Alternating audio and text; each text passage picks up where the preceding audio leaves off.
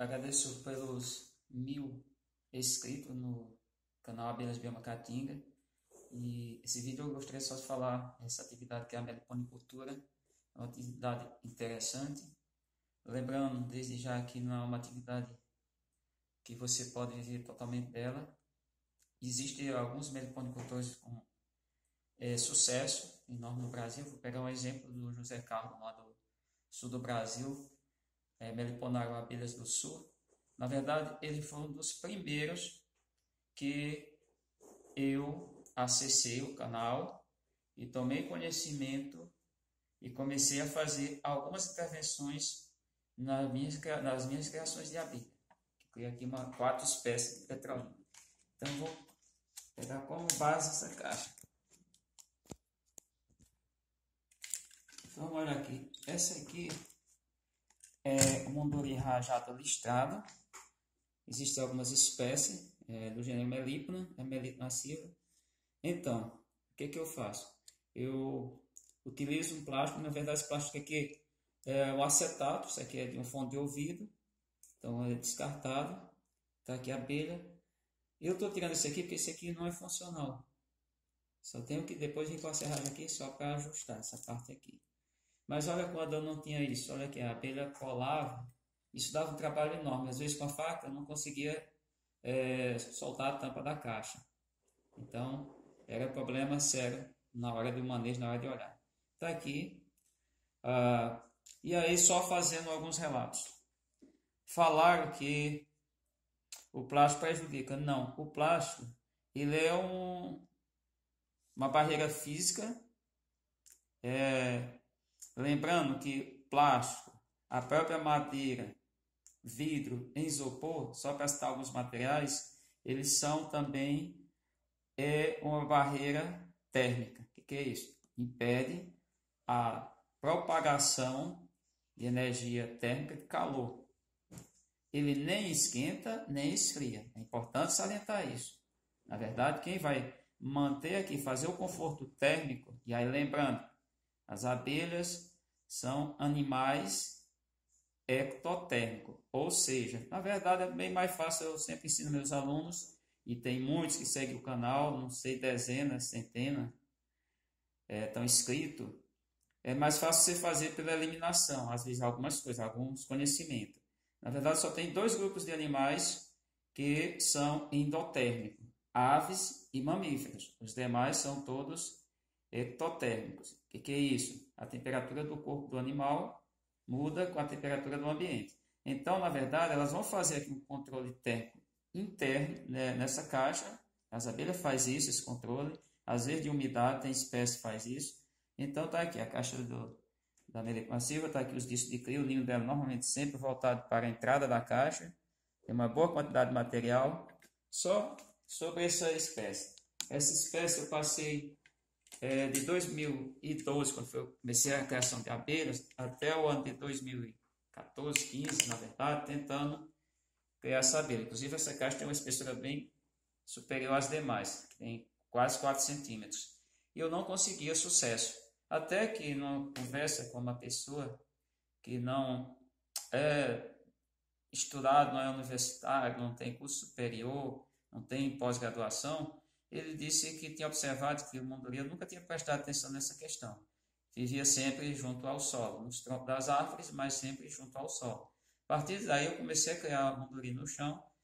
De 2 colônias eu tenho 8, ou seja, já quadrupliquei. Ela tem uma biologia mais complexa, difícil. E aqui vamos para a primeira colônia que eu possuí. A caixa, inclusive, ela está bem diferente. Essa caixa, inicialmente, ela era só esse aqui. Ela também tem uma espessura maior. E vamos olhar como é que está a caixa. Agora, recentemente, eu tirei um disco, aquele disco que tem apenas 71 células de crias. O disco no formato triangular. Inclusive, eu defini como um triângulo equilátero. Tem os 3 ângulos, 3 lados, mesma medida. Tá aqui, a abelha está muito bem. Eu tirei aquele plástico, na verdade, fiz uma limpeza. Só para facilitar quando eu venho aqui fazer o manejo, fazer a observação. Tá a abelha muito bem, a caixa está praticamente cheia, porque eu tirei outro dia quase, mais ou menos em torno de 200 e pouco, 300 ml de mel, fiz uma colheita. Então, as minhas caixas são uma caixa matriz, a primeira foi 16 de agosto de 2012. Elas não servem apenas como utilizar as matrizes só para reprodução. De vez em quando eu venho aqui e retiro mel. Retirei mel para consumo. Inclusive, eu estava com uma virose, na verdade, influenza, a gripe. O pessoal só conhece como gripe. Então, só voltando aqui à caixa. Essa caixa, inicialmente, será que não tinha que botar nada? A tapa dela foi toda, ainda tem muita cera aderida, porque essa adesão ocorreu que a abelha fazia isso. O que acontecia? Quando eu ia fazer o manejo, olhar, não tinha essa facilidade. Eu ficava levantando com objetos. Isso acabava estourando, danificando potes de alimento, principalmente aqui junto ao ninho. Como está os potes de pólen, e aí abrir os potes de pólen pode sim atrair, facilitar a entrada de o florídeo, que é a mosquinha que faz postura. Mas essa mosca também tem uma questão, ela está muito presente no local onde tem criação de gado, somente gado bovino, porque ela também faz postura nas fezes desses animais, esse grupo de animais. Bom, aqui é uma caixa que foi a caixa nordestina, adaptada por quê? Que ela só tem 55 centímetros de comprimento, 56 que tem uma área de pouso de 1 centímetro. Bom, tá aqui o plástico. Recentemente eu fiz uma mudança só para simplesmente para ficar fácil de visualizar. Está quase cheia. Só tem uma curiosidade aqui. O ninho está no meio da caixa. Por que fazia isso? Porque a caixa era muito baixa. E no caso das melíponas, no caso da mandaçaia caatinga, que é uma melípona também, melípona mandacaia, a média de discos de crias é em 10, mas já encontrei com 14. E ela ficava transferindo de um lado para outro. Com isso, ela tinha que desmanchar alguns potes para poder fazer o novo disco de crias. E aí a gente observa aqui uma coisa. Normalmente os potes de pólen ficam junto ao ninho, mas essa aqui colocou aqui também. Então ela tem pote de mel aqui no fundo da caixa, mas tem aqui. Então está misturada, tá? Quem for colher o mel tem que ter cuidado, porque o pote de pólen se destaca, ele é mais amarelado. O pote de mel é a cor mais, vamos pensar, mais negra, tá certo? Então tá aqui, só para mostrar. O plástico não atrapalha nada. A questão do gel próprio, também a abelha só faz se a caixa não estiver bem vedada, está aqui. Uma coisa interessante aqui é que ela tem um acúmulo de cerume. Esse cerume é um material que ela utiliza para várias situações, principalmente às vezes para fechar aqui em torno do plástico, a adesão aqui do plástico. Se fosse também não tivesse plástico, a tampa. Então é uma questão de vedação, porque o cerume também tem uma coisa interessante. Se pequenos animais, por exemplo, as formigas, tentar chegar aqui, elas ficam presas. Se alguns pequenos inimigos das abelhas chegar aqui, estão presos. Então, gente, quem está criando abelha, a essa caixa ela foi adaptada, que ela só tinha 12 centímetros, 12 por 12, 55. E eu levei para 16 centímetros. Agora é possível, sim, lembrando que é 8 milímetros o tamanho de uma célula de cria desta espécie, da mandaçaia caatinga, a Melipona mandacaia. Isso eu já quantifiquei. E lembrando ainda que tem em torno de 10, então é o suficiente para ela manter o ninho sempre aqui. Outra coisa, essa caixa aqui não dá para ver direito, mas bem aqui, tem até a marca, pouco, aqui tinha uma divisão, aqui tinha o chamado ninho e melgueira. Eu retirei das minhas caixas, não tem mais divisória. Aqui também está muito mostrando, aqui dá para ver, resíduo de cera, que era, a tampa ficava aderida. Quando eu ia fazer, essa tampa ainda era de encaixe, era um trabalho.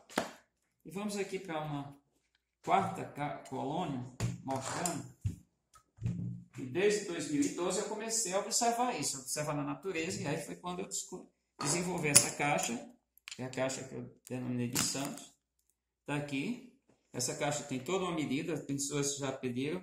A medida externa dela é 46 centímetros de comprimento, com 14 de largura e 18 de altura. Se a gente pensar que uma tábua dessa tem 2 centímetros, aí você reduz isso para 42 comprimento, 10 de largura, que suporta o tamanho dos discos de cria, no caso da mandaçaia, estou falando especificamente da mandaçaia, para a mandaçaia, e 14 de altura. Então é o suficiente. Então está aqui. Está aqui o ninho da abelha, está muito bonito, a abelha bem sadia, a gente observa pela a estrutura.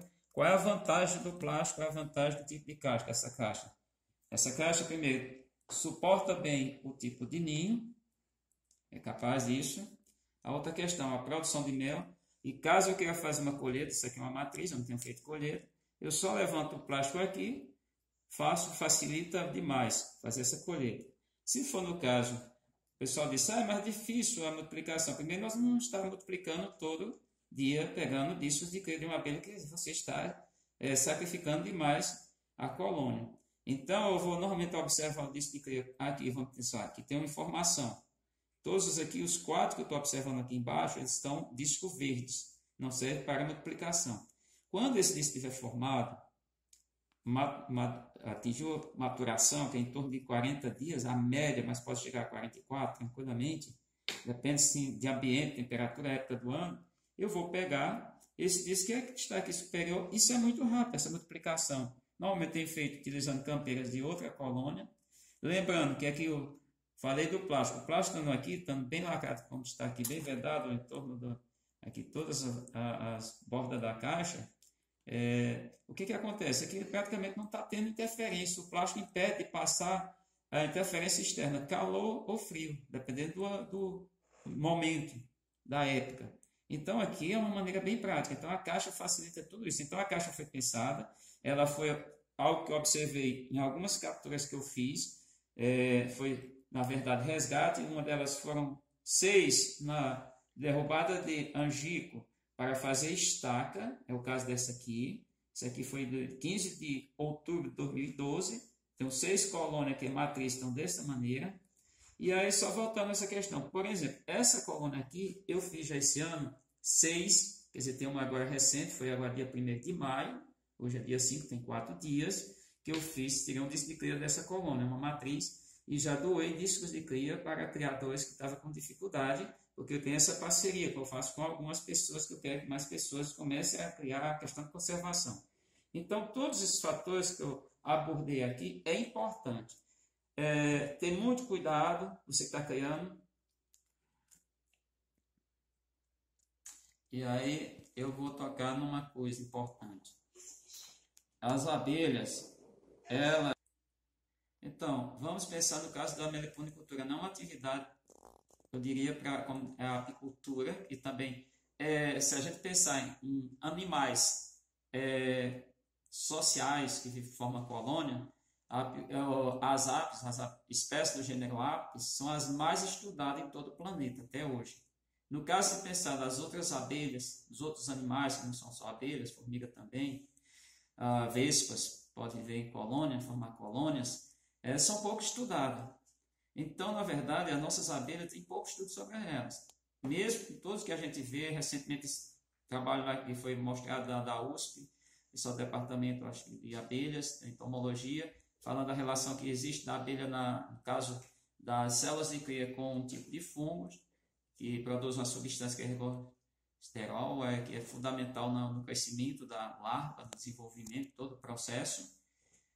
Essas relações é importante, estão poucos estudadas ainda, a gente vê a abelha, não sabe ainda muito sobre elas, apesar de muitos avanços, muitos estudos, principalmente nos últimos anos, mas eu entendo que é uma atividade principalmente que pode complementar a renda familiar, ou seja, entrar no que a gente chama de economia solidária, economia familiar. Então isso é importante, e aí estamos pensando na conservação. Outra coisa que eu chamo a atenção, gente, em todo lugar tem abelhas, vocês, qualquer parte do Brasil, acho que o Brasil é o único país do mundo que disponibiliza essa questão, abelhas importantes, espécies importantes, não tira a abelha de um bioma para outro.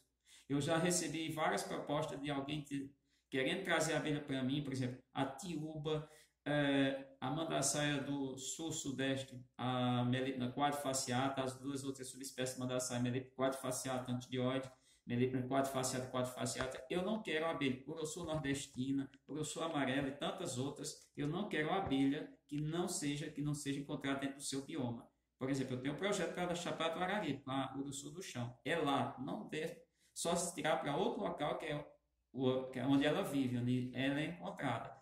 Retirar uma abelha para outro ambiente, o pessoal fala de adaptação, não conheço, ainda não tem o trabalho. Lembrando, Paulo Nogueira Neto, doutor, que é desde lá da década de 1940 que eles tentaram adaptar espécies e até hoje não conseguiram, não teve nenhum sucesso. Está adaptada? Não tem adaptação. Uma outra, convívio, o pessoal fazendo algumas intervenções, ar-condicionado, alimentação e tudo. E chama atenção, pode acontecer com essa espécie. Se você levar uma caixa que está com uma quantidade, uma reserva de material dessa, vamos pensar, por exemplo, levar para São Paulo, ela vai ficar um tempo, somente que ela vai manter esse material aqui, vai tentar buscar recursos no ambiente externo, não consegue, depois de mais ou menos 12, 18 meses, no máximo aí 24 meses, ela definhou, ela desaparece, ela morre. E aí eu quero aproveitar para falar que tem vários meliponicultores no Brasil, por exemplo, tem um trabalho interessante do Frei Inácio, lá em São Paulo, acho que na cidade de Assis, que ele faz um trabalho, inclusive é ligado a uma entidade que é ligada a São Francisco. Lembrando que São Francisco de Assis, que é o São Francisco, que é Assis da Itália, ele se alimentava de mel. Lembrando que João Batista, que batizou Jesus, não me engano, lá no Rio Jordão, junto a Jerusalém, aquela região toda, ali do Oriente Médio, tudo, ele comia inseto, porque estava nos desertos e não tinha o alimento, os recursos que tinha eram insetos.